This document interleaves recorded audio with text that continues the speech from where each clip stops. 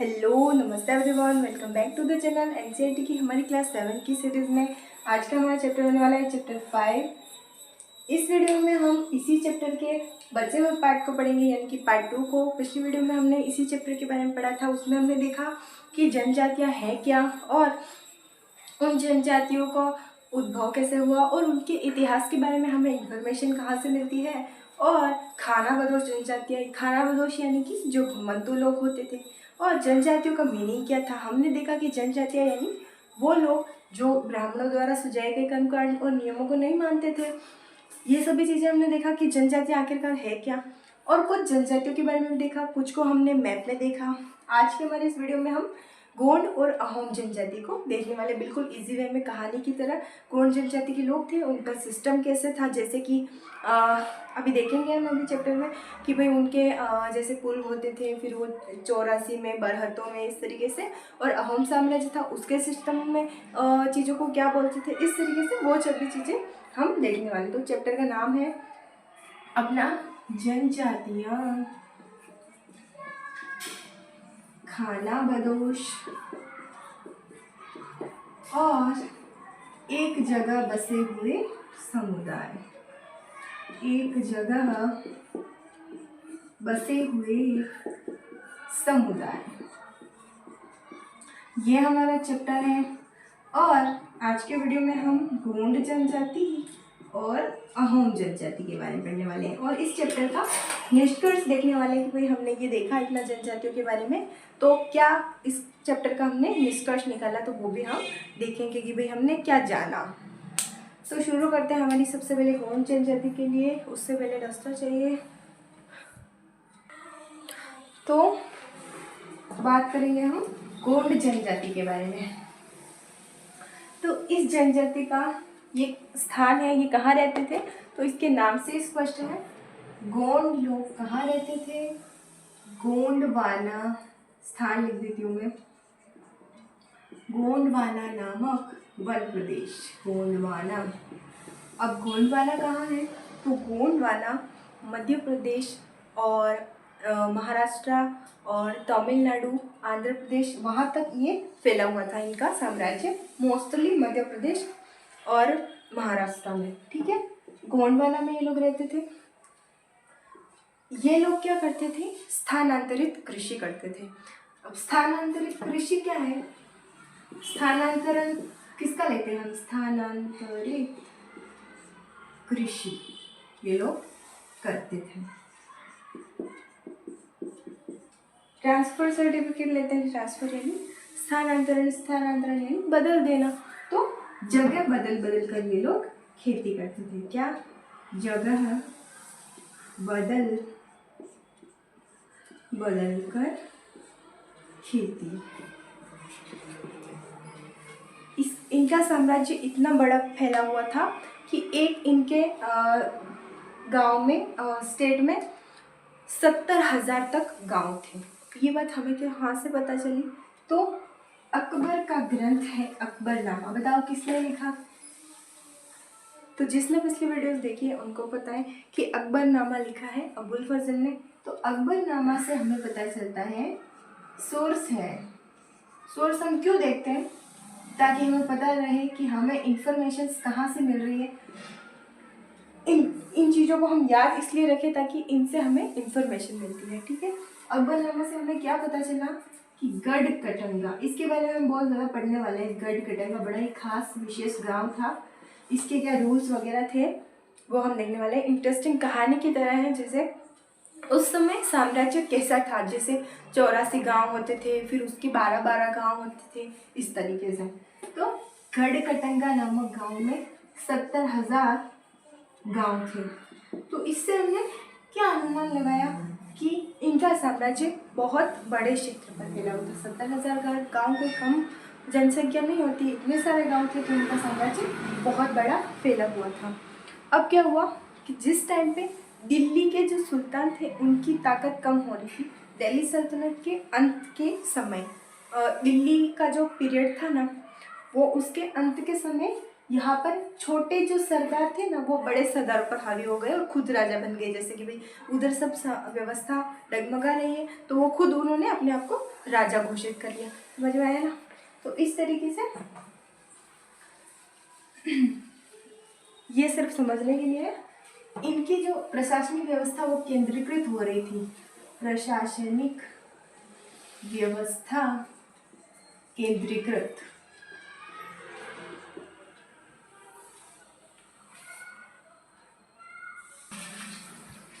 इनकी प्रशासनिक व्यवस्था कैसी थी? केंद्रीकृत। कैसे? प्रत्येक राज्य या गढ़ होता था, जैसे राज्य या गढ़ होता था, इसका जो क्या होता था, राजा या उसे क्या बोलते थे, राय बोलते थे। ठीक है। अब ये क्या था, गोंड कुल, खास कुल के नियंत्रण में था। जैसे कुलों के नियंत्रण में था कि भाई प्रत्येक राज्य या गढ़ होता था वो कुलों के नियंत्रण में था। और ये जो कुल थे वो 84 में बटे हुए थे। अब 84 क्या है? 84 हिंदी शब्द है जिसका मीनिंग हमारे संख्या से है 84, 84। ठीक है। 84 गांवों में बटे हुए थे। कौन? कुल। कुल किसके अंडर में होता था? गढ़ के। ठीक है। 84 बटे हुए थे बरहतों में। बरहतों यानी कि नाम से, इसका भी नाम से स्पष्ट है, 84 यानी 84। बरहतों यानी कि 12-12 गांव। सिंपल है ना? 12-12 गांवों में डिवाइडेड थे, विभाजित थे। ठीक है। तो ये इस तरीके की इनकी प्रशासनिक व्यवस्था थी, इनकी गोंड लोगों की, जो गोंडवाना में रहते थे और जगह बदल बदल कर खेती करते थे। फिर बाद में क्या हुआ, इनकी ऐसी प्रशासनिक व्यवस्था थी, लेकिन इनके बाद में है ना छोटे साम्राज्य और बड़े साम्राज्य एक दूसरे पर हावी होने लग गए और गोंड कुल टूट गए।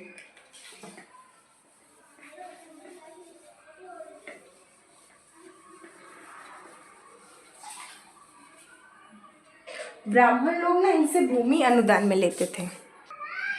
फिर क्या हुआ, बड़े राज्यों का उदय हुआ। बड़े राज्यों का उदय। तो इसका इफेक्ट किस पर पड़ा? छोटे राज्य, छोटे गोंड समाज वर्गों में विभाजित। क्या हुआ कि इनका जो वो सिस्टम था, इस तरीके से 84 गांवों में विभाजित होना, ये सब कुछ बरहते थी, इनका प्रॉपर वो चल रहा था, वो टूट गया। क्योंकि बड़े राज्यों का उदय हुआ तो बड़े राज्यों में गांव भी आते हैं, तो इनके 84 होते थे, फिर 12-12 होते थे। इनका सिस्टमेटिक था, तो इनके 84 से कम ही पड़े होंगे, कम भी पड़ गए होंगे, राज्यों में भी मिल गए होंगे, तो इनके सिस्टम टूट गए। फिर क्या हुआ, इनकी इच्छा हुई कि जैसे जनजाति लोग जातिगत समाज में आ जाते हैं, बहुत सारे लोग आ गए, तो ये लोग भी क्यों ना राजपूत बन जाए, तो शक्तिशाली हो जाएंगे। ऐसा हुआ, इनका सिस्टम डगमगा रहा था, तो इनके मन में इच्छा हुई राजपूत बनने की। राज्यों के उदय से क्या कैसा इन पर इफेक्ट पड़ा वो हमें समझ में आ गया कि भाई बड़े राज्यों का उदय हुआ तो इनका एक निश्चित संख्या में गांव होते थे, वो सब टूट गए। तो इनकी क्या इच्छा हुई कि वो लोग राजपूत बन जाए, राजपूत बनने की चाह। अब चाह तो हो गई, लेकिन ऐसे तो नहीं बन जाएंगे, तो क्या किया इन्होंने कि विवाह कर लिया राजपूत घराने में। किन्होंने किया? एक राजा थे अमनदास। कौन? अमनदास। क्या अमनदास ने विवाह किया? नहीं, इन्होंने तो नहीं किया, इनके बेटे का करवा दिया। इनके बेटे का नाम क्या? दलपत। कहा कि भाई तुम विवाह कर लो, तो इन्होंने किया विवाह। किनसे किया? चंदेलों के। चंदेल कहाँ के? महोबा है ना, सालबाहन की पुत्री। प्रिंसेस किनकी थी? सालबाहन की। कौन? दुर्गावती, जो वीरांगना रानी थी, हिम्मत वाली रानी थी, स्वाभिमानी थी, अपनी मातृभूमि की रक्षा करने वाली, मातृभूमि को सर्वोपरि मानने वाली, आत्मसमर्पण नहीं करने वाली रानी थी। कौन? रानी दुर्गावती। इनसे विवाह हो जाता है दलपत का। ठीक है, हमने देखा ना राजपूत कैसे बने थे, चंदेलों और हूणों से, ऐसी वंश परंपराओं से आते थे ये लोग, और फिर बाद में क्षत्रिय थे, फिर बाद में ये लोग राजपूत बन गए। तो चंदेल कौन है? महोबा के राजपूत हैं। तो इनसे विवाह कर लिया तो ऑटोमेटिकली ये उस लाइन में घुस गए तो राजपूत बन गए। ठीक है, फिर क्या होता है, इनकी हो जाती है मृत्यु। किनकी? दलपत की हो जाती है मृत्यु। इनका एक बेटा होता है वीर नारायण, वीर नहीं है, वीर नारायण। अब इनकी मृत्यु हो गई तो शासन कौन संभालता है? रानी संभालती है। रानी दुर्गावती ने अपने पुत्र के नाम पर शासन संभाला। हमने देखा ना कि वो एक वीरांगना रानी थी, रानी दुर्गावती। दलपत की हो गई मृत्यु।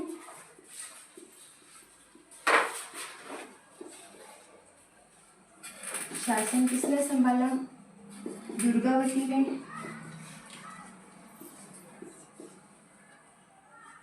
ठीक है, शासन ये संभाल रहे, तो इनके ऊपर अटैक होता है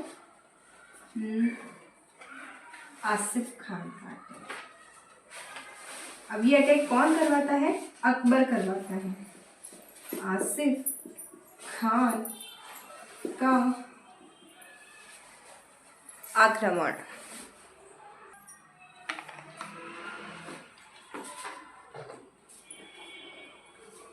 आसिफ खान का आक्रमण होता है 1565 में। हमने देखा कि रानी साहसी रानी थी, तो उन्होंने इनका सामना किया। बाद में आत्मसमर्पण की बजाय मर जाना उचित समझा कि भाई जब तक उनमें हिम्मत थी उन्होंने लड़ाई करी उनसे, लेकिन बाद में ये नहीं कि उनके प्रति आत्मसमर्पण कर दे, उन्होंने मर जाना अपनी मातृभूमि के लिए महाराणा प्रताप की तरह मर जाना उचित समझा। रानी ने आत्मसमर्पण के स्थान पर मर जाना उचित समझा। ठीक है, तो ये तो देखा हमने किस तरीके से ये लोग राजपूत बन गए थे। कौन? गोंड लोग। ठीक है, ये हमें समझ में आया। अब फिर क्या होता है कि ये दलपत की मृत्यु हो जाती है, वीर नारायण होता है, आसिफ खान का अटैक होता है, मुगलों के अटैक्स हो जाते हैं, अकबर ने कराया होता है। तो फिर क्या होता है कि यहाँ पर ये जो था ना गढ़कटन का देश,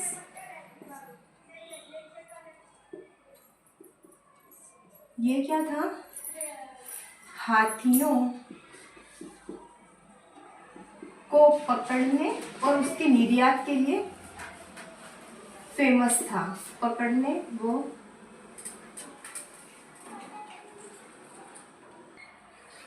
इनके निर्यात के लिए प्रसिद्ध था। तो जब मुगलों के अटैक हुए ना, मुगलों के अटैक, उन्होंने सब लूट लिया यहाँ से, और जो वो वीर नारायण था ना उसको भी बाद में मार दिया इन्होंने, और शासन अपने हाथ में ले लिया, और ये लोग सारा अपने में नहीं मिलाते थे, जैसे अपने अंडर में रख लिया, अपने अधीन रख लिया। तो जो अधीनता स्वीकार कर ले, जो उनके अंदर मिल जाए उनको वो दे देते शासन। तो चंदर शाह था वीर नारायण को मारने के बाद, चंदर शाह था उसका चाचा, उसको दे दिया राज्य। वीर नारायण की हो जाती है मृत्यु, और राज्य चाचा चंदर शाह मुगलों द्वारा। ठीक है, इस तरीके से ये तो देखा हमने गोंड साम्राज्य के बारे में कि भाई गोंड साम्राज्य कहाँ? गोंडवाना में, और वे लोग स्थानांतरित कृषि करते थे, और इनकी व्यवस्था कैसी थी? इनके कुल 84 में, 84 से फिर 72 में, 12-12 विलेजेस में, और इनके शासक जो थे रानी दुर्गा, किस तरीके से ये राजपूत बन गए थे। रानी दुर्गावती कौन थी ये हमने देखा, ठीक है। आसिफ खान का अटैक हुआ था, ये सभी चीज़ें हमें समझ में आ गई। अब हम देखेंगे अहोम साम्राज्य के बारे में। तो अहोम कहाँ है, तो अहोम है असम में। असम कहाँ है, अहोम जनजाति है हमारी यहाँ पर। अब ये अहोम लोग आए कहाँ से थे, तो ये लोग आए थे म्यांमार से, बर्मा, दूसरे देश से हमारे यहाँ पर आए थे, म्यांमार से असम। यहाँ ये लोग आ गए थे। असम जो प्रदेश है उपजाऊ जमीन है वहाँ पर, और एक समृद्धशाली प्रदेश है ये यहाँ पर। तो ये लोग यहाँ आए थे। इस साम्राज्य की स्थापना के बारे में अभी हमारी बुक में नहीं दिया गया, फिर भी एक सुकाफक नामक व्यक्ति था शासक, यहाँ से जो लोग आए थे उनका ही व्यक्ति था, उसने यहाँ पर अपने साम्राज्य की, अहोम साम्राज्य की स्थापना करी थी, ठीक है।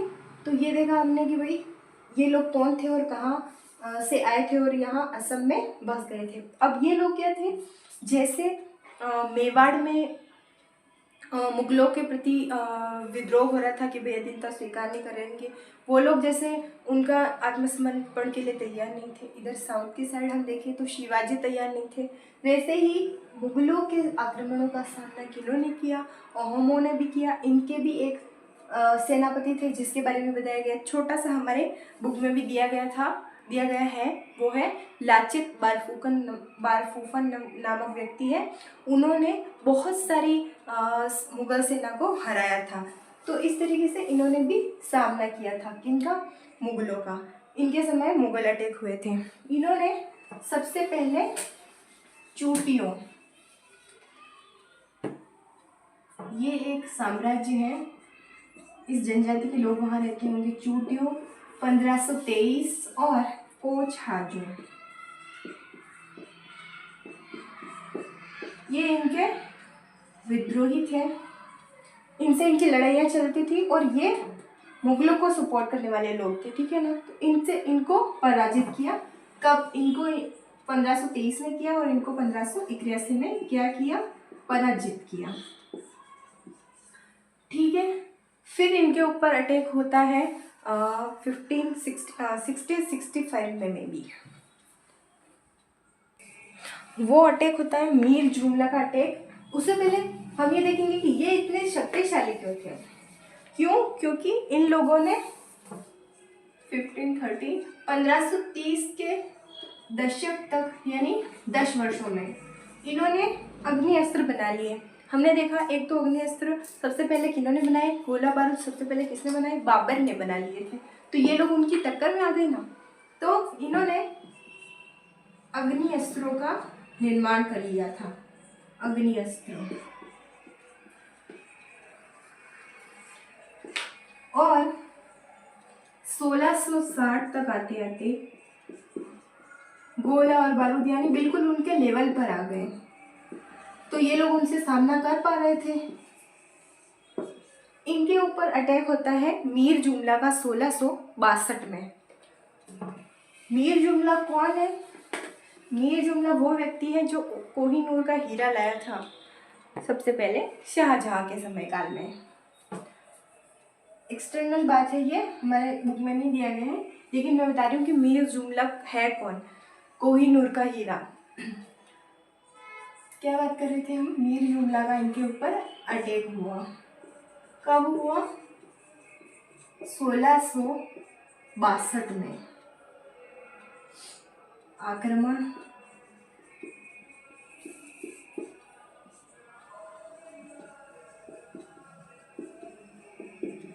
वीरता के साथ सामना किया,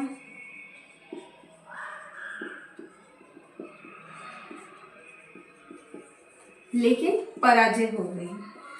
लेकिन ये लोग ज़्यादा समय तक यहाँ पर टिक नहीं पाए थे। अहोमों की पराजय, लेकिन मुगल ज़्यादा समय तक नहीं टिक पाए।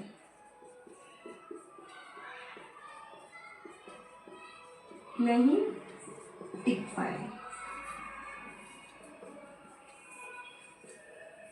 ठीक है ना। तो ये देखा हमने कि इनके ऊपर किन किन के अटैक्स हुए थे, किन किन लोगों से इन्होंने सामना किया था। मुगलों से ये लोग सामना कर रहे हैं, अहोम जनजाति के लोग, अहोम साम्राज्य के लोग।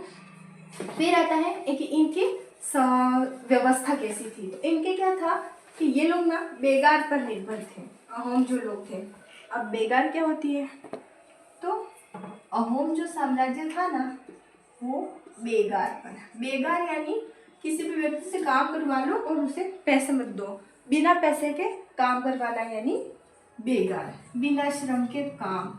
किसी उस समय लॉ तो था नहीं कि भाई वो जाके पुलिस को बोलते कि मेरे से काम क्यों करवा रहे हो, ऐसा तो था नहीं। किसी को भी उठा के पकड़ के ले जाते थे और काम करवाते थे और बोलते थे कि ये बेगार है, बिना पैसे के श्रम, ये था बेगार।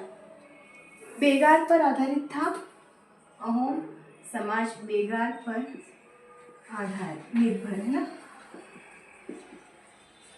तो इसके लिए क्या हुआ था कि इन लोगों को जबरन श्रम करने वाले जो व्यक्ति थे ना उन्हें बोला जाता था पाइक। पाइक होते थे इनके यहाँ पर। पाइक यानी जिन व्यक्तियों से जबरन श्रम करवाया जाता था,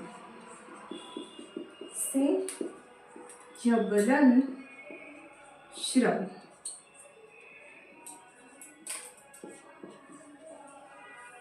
ठीक है, तो ये हमने देखा कि पाइक क्या थे। अब क्या हुआ कि यहाँ पर एक जनगणना हुई थी जिनके अकॉर्डिंग इन लोगों को प्रत्येक गांव से निश्चित संख्या में पाइक भेजने होते थे कि भाई इतने नंबर ऑफ पाइक्स आपको वहां से भेजने थे। यहाँ पर क्या हुई, अहोमों में साम्राज्य में क्या हुई, एक जनगणना। क्या हुई, निश्चित संख्या में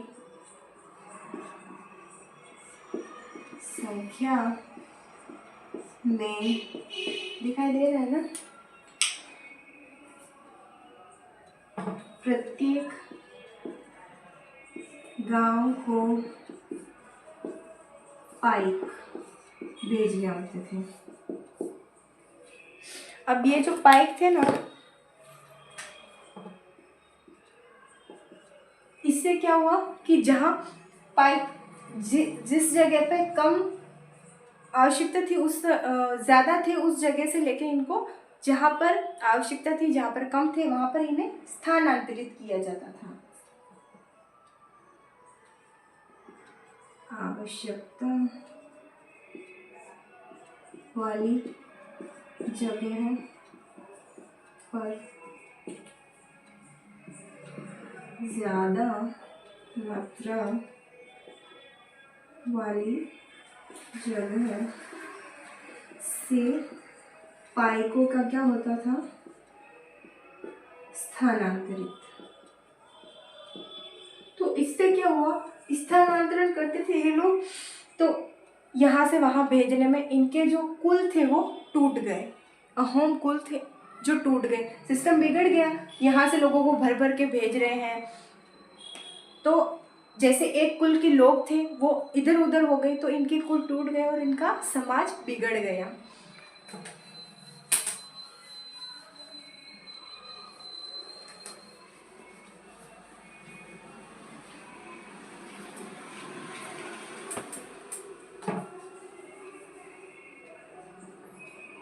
पाइक स्थानांतरण से अहोम कुल टूट गए।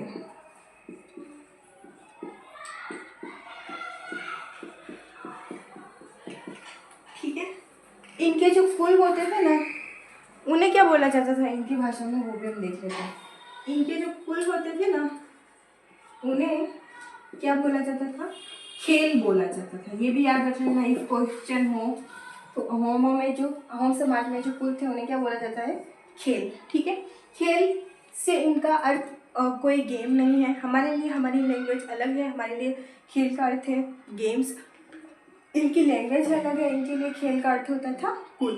ठीक है, फिर प्रत्येक खेल में बहुत सारे गांव होते थे, बहुत सारे गांव, गांव खेल के अंदर। ठीक है, तो ये हमने जाना। इसमें क्या होता था, जो गांव लोग होते थे ना, वो दिन भर तो ऐसा श्रम वगैरह करते थे और रात में, दिन में कृषि का काम ये अन्य समय में करते थे और दिन में ये लोग सैनिक सेवाएं देते थे। और इनका बचा हुआ जो समय होता था उनमें कौन, सामान्य जन या पुरुष कह सकते हैं हम, पुरुष जो थे वो दिन में सैनिक सेवा और अन्य समय खेती। खेती में क्या, इनके चावल पर सबसे ज़्यादा, चावल का उत्पादन सर्वाधिक। चावल की खेती के नए तरीके अपनाए इन्होंने, चावल की खेती के नए तरीके अहोम लोगों ने, ये बात भी ध्यान रखनी है, नए तरीके इन लोगों ने अपनाए थे। इन्होंने ब्राह्मणों को भूमि अनुदान में दी तो ब्राह्मण ज़्यादा शक्तिशाली हो गए। अहोम समाज में हिंदू धर्म को सबसे ज़्यादा, ये लोग देवी देवताओं की उपासना करते थे। देही अहोम समाज, देवी देवताओं की उपासना।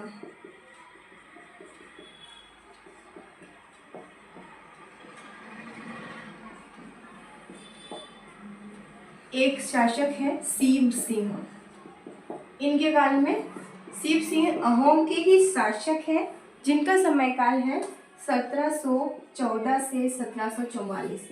इनके काल में हिंदू धर्म प्रधान अवस्था में था। इनके काल में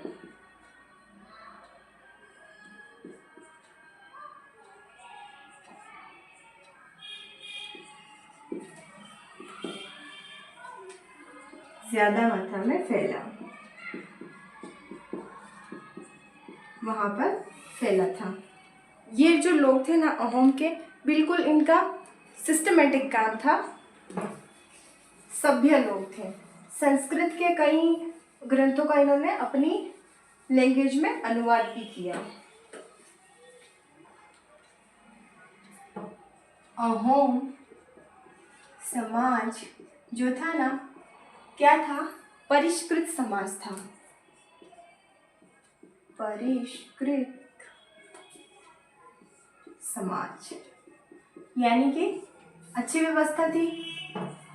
संस्कृत के कई ग्रंथों का इन्होंने, संस्कृत के कई ग्रंथों का हिंदी अनुवाद किया और इन लोगों ने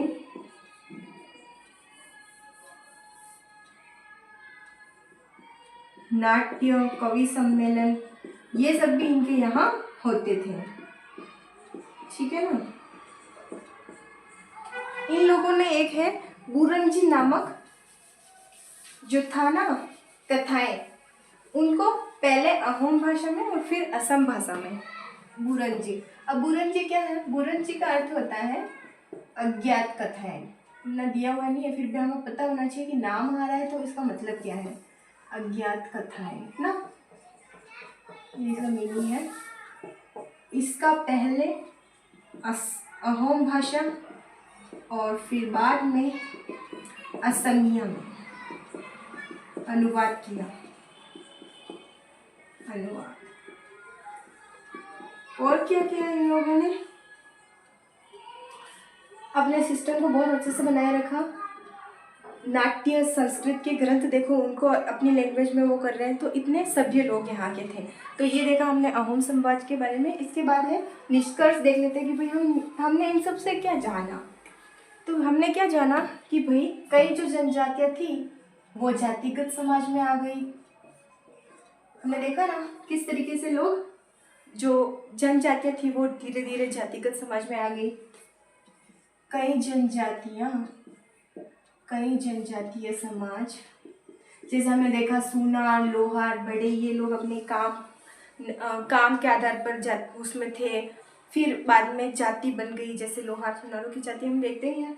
कई जनजातीय समाज जातिगत समाज का हिस्सा बन गए।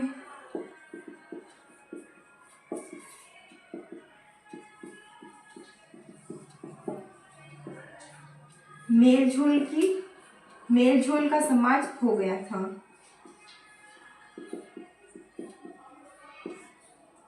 ठीक है ना, समाज में मेलझोल हो गई थी।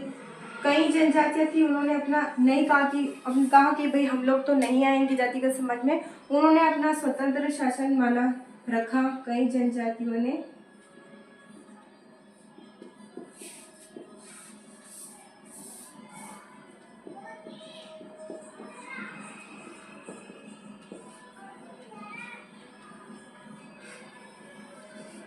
वे जातिगत समाज में आना नहीं चाहती थी। इस तरीके से अब कल्चर भी मिक्स हो रहे हैं, जनजातियों के इसमें मिक्स हो रहे हैं, तो सांस्कृतिक मेलझोलता भी आई। सांस्कृतिक मेलझोलता। तो ये देखा हमने गोंड और अहोम जनजाति के बारे में कि भाई गोंड लोग गोंडवाना में रहते थे, स्थानांतरित कृषि करते थे। उनकी रानी दुर्गावती थी, कैसे वो राजपूत बन गए। अहोम साम्राज्य था, असम में था, और उन्होंने कैसे मुगलों से सामना किया। और एक लाचित बारफुकन का देख लेते हैं हम।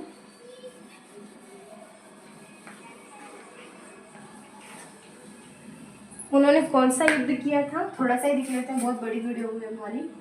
लाचित बारफुकन,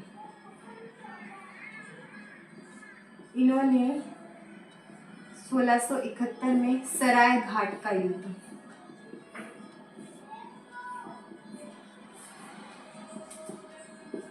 18,000 घुड़सवार,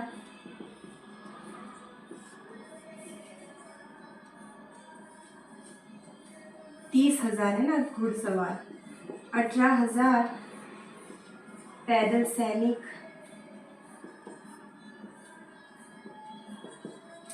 सॉरी 18,000 ही है घुड़सवार, और पैदल सैनिक 30,000, 5,000 बंदूक वाले लोग,